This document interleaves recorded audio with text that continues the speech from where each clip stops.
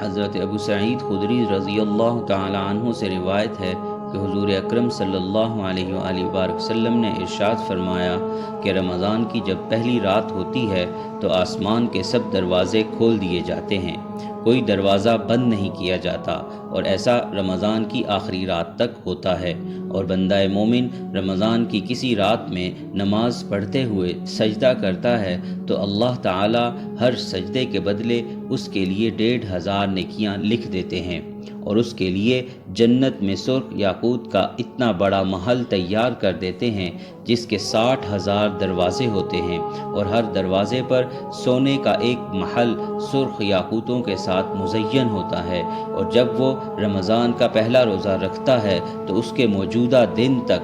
پچھلے تمام گناہ معاف کر دیے جاتے ہیں، اور ہر روز 70,000 فرشتے صبح کی نماز سے لے کر شام تک اس کے لیے دعائیں مغفرت کرتے ہیں،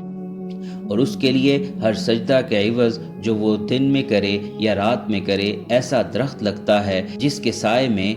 سوار 500 سال تک چلتا رہے تو بھی سایہ ختم نہیں ہوتا۔